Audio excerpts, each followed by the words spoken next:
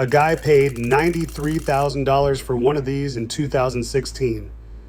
Last month, I watched the same truck cross an auction block for less than a used Camry.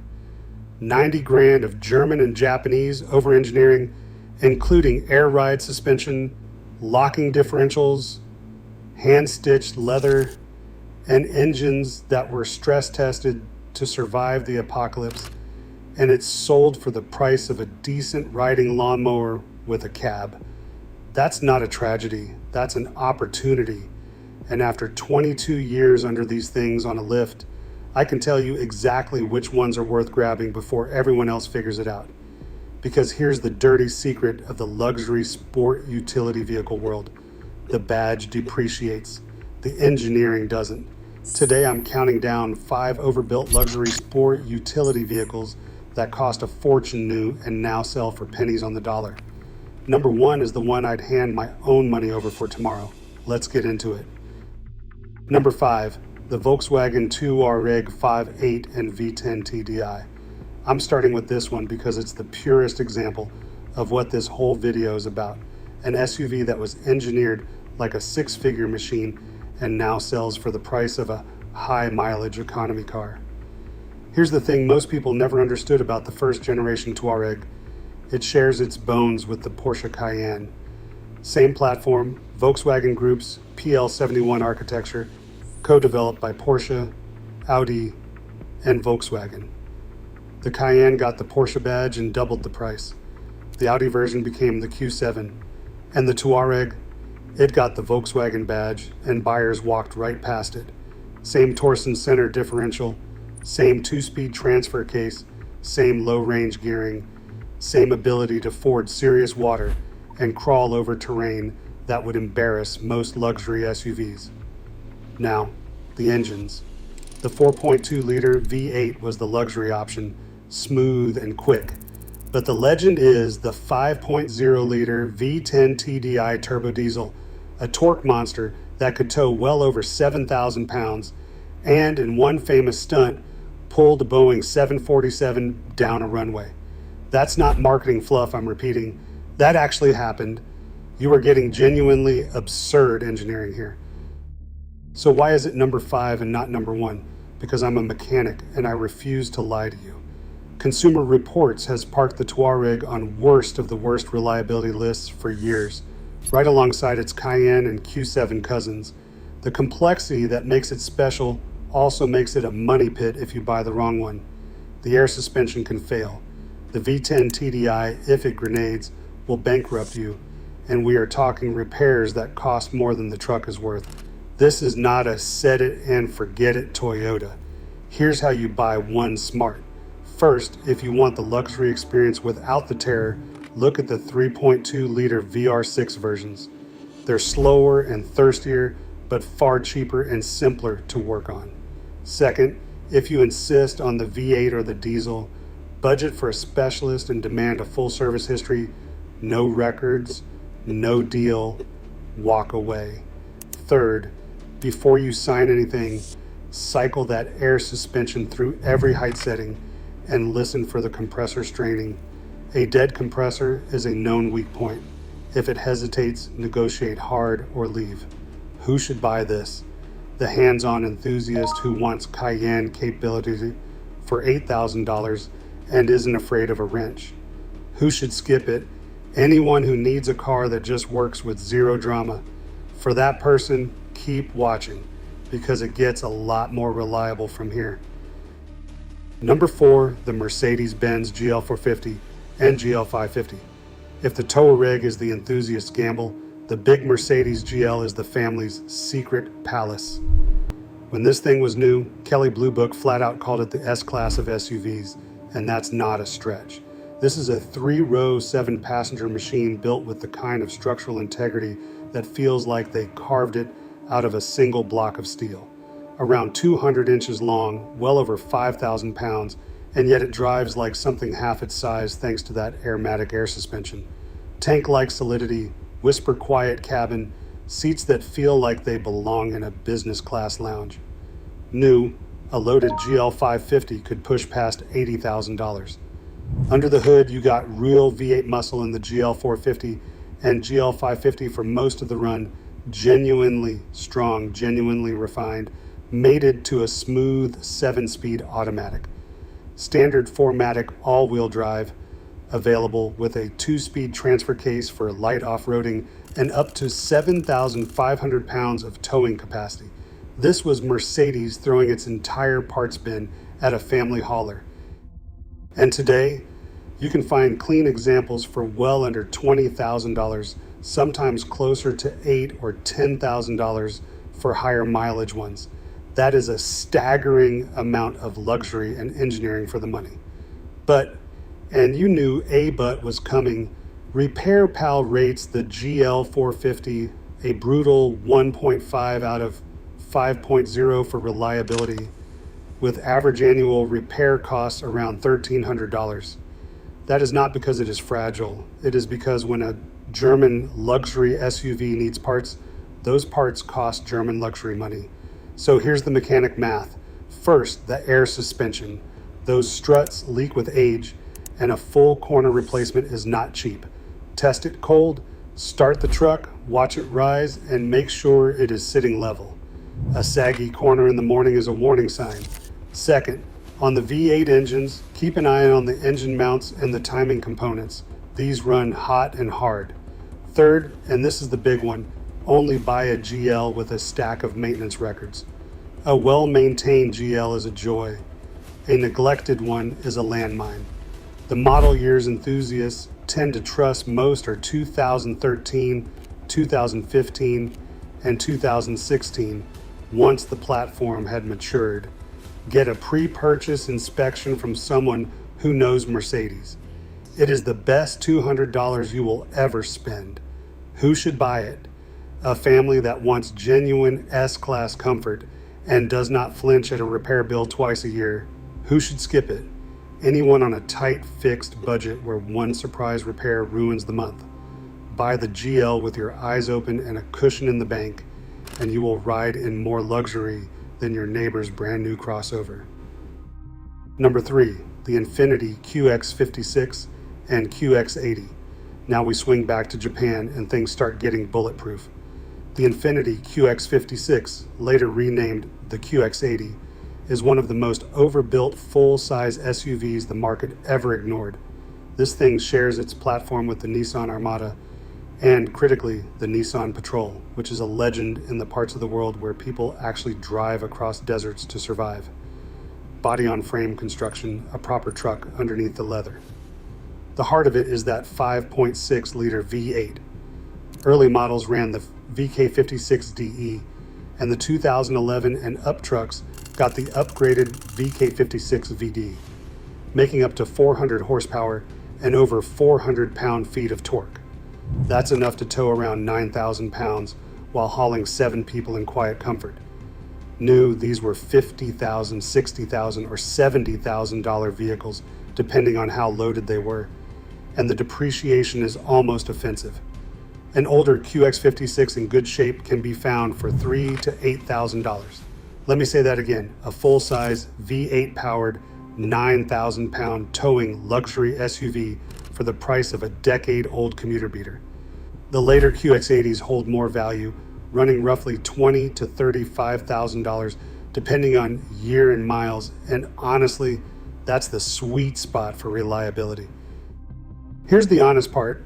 The early V8s, 2004 through 2013, have a known timing chain tensioner issue.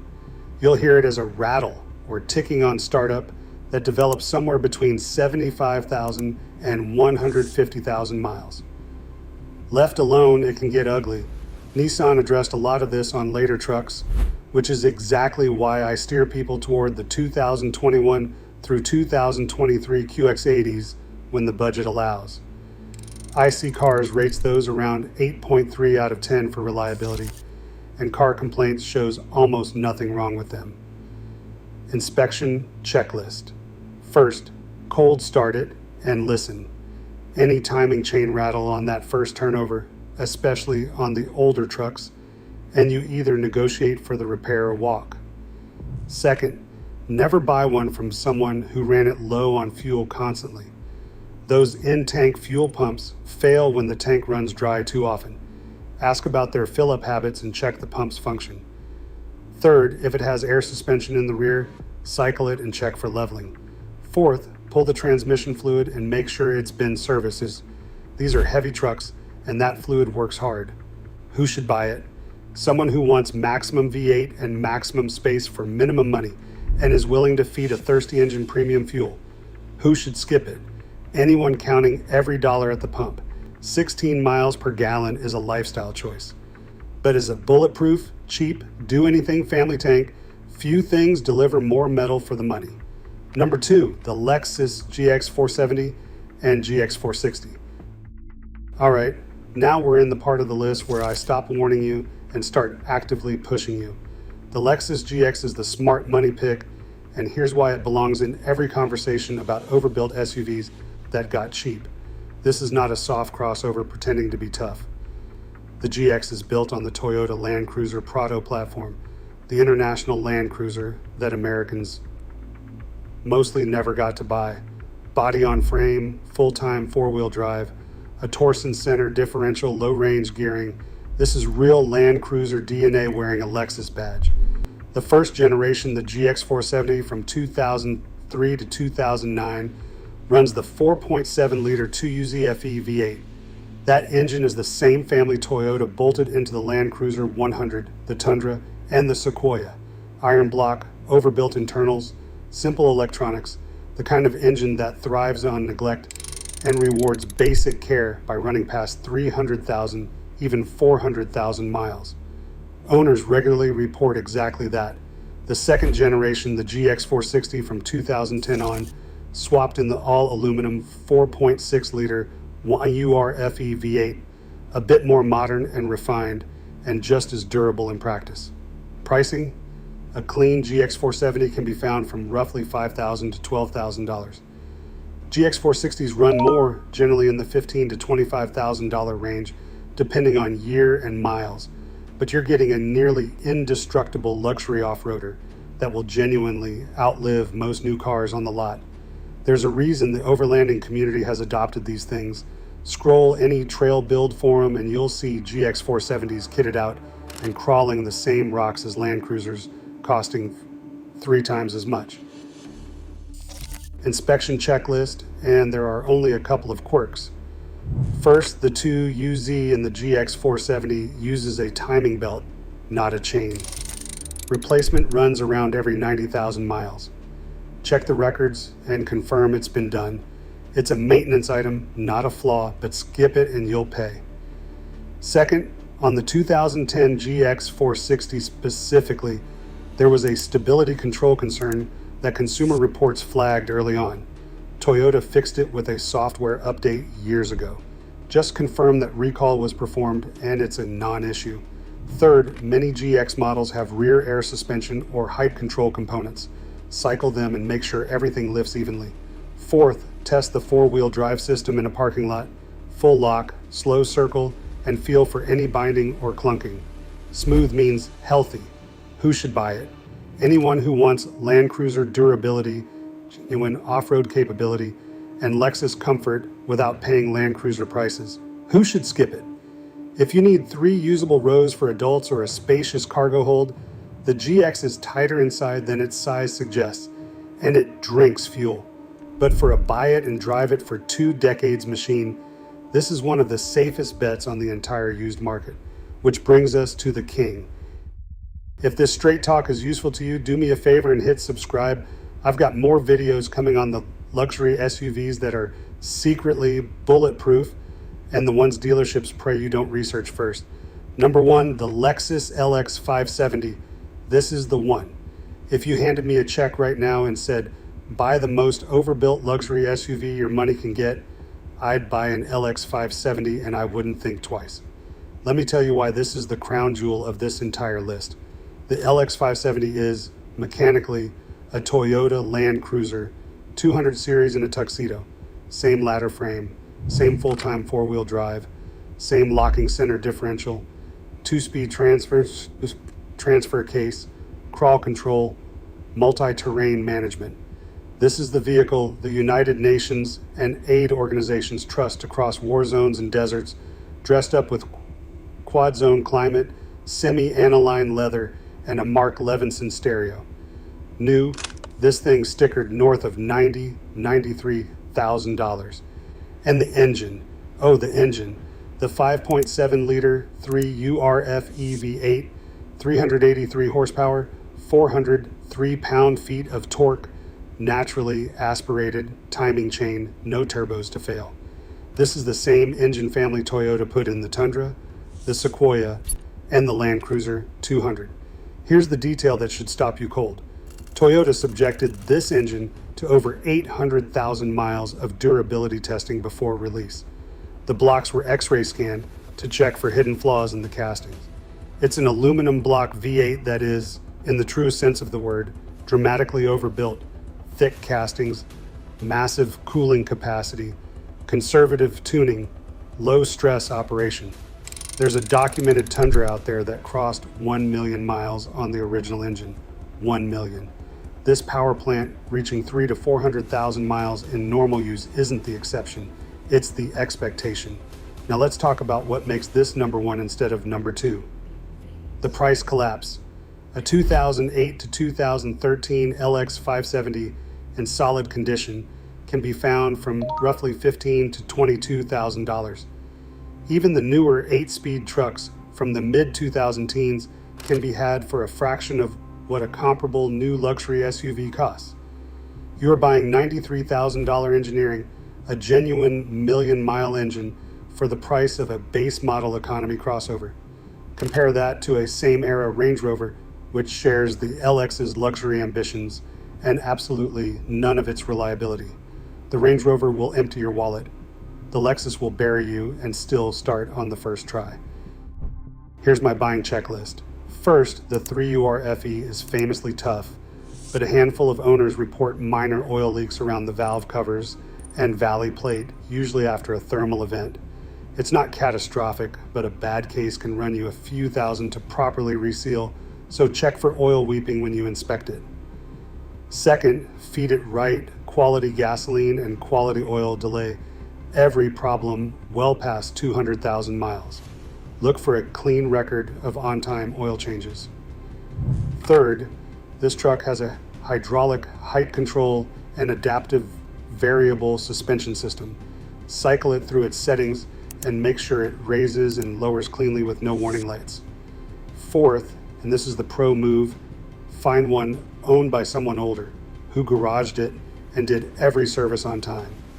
A pampered, low mileage LX 570 is as close to a new Land Cruiser as you'll ever buy for under 25 grand. Who should buy it? Anyone who wants the single most durable luxury SUV ever mass-produced and plans to keep it for the next 15 years. Highway cruisers, big families, people who tow up to 8,500 pounds, and anyone smart enough to ignore the badge snobs. Who should skip it? If fuel economy matters to you at all, the low teen city mileage will hurt. And if you need tight city parking, this is a big, heavy machine. But for total cost of ownership over the long haul, nothing on this list, nothing on most lists beats it. So there they are, 5 overbuilt luxury SUVs that cost a fortune new and now sell for a fraction of their worth. The Volkswagen Touareg with Porsche Cayenne bones for economy car money if you dare. The Mercedes-Benz GL, the S-Class of SUVs for the price of a used sedan if you keep the records clean. The Infiniti QX56 and QX80, a 9,000-pound towing Japanese tank hiding on used lots for pocket change. The Lexus GX real Land Cruiser Prado DNA and a 300,000-mile V8 wrapped in leather. And the mighty LX 570, a $90,000 X-ray tested million-mile Land Cruiser you can now buy for the price of a stripped-down commuter. The badge is what got expensive when these were new. The engineering is what stayed valuable. And the market still has not caught up. Next time a salesman tries to steer you toward a shiny new crossover with a 3-cylinder engine and a payment book, you'll know there's a better, tougher, more luxurious machine sitting one row over for half the money. If this helped, hit that like button and subscribe. I'll keep telling you the truth about used cars that dealerships would rather you never learn. Drive safe, take care of the machine, and it'll take care of you. I'll see you in the next one.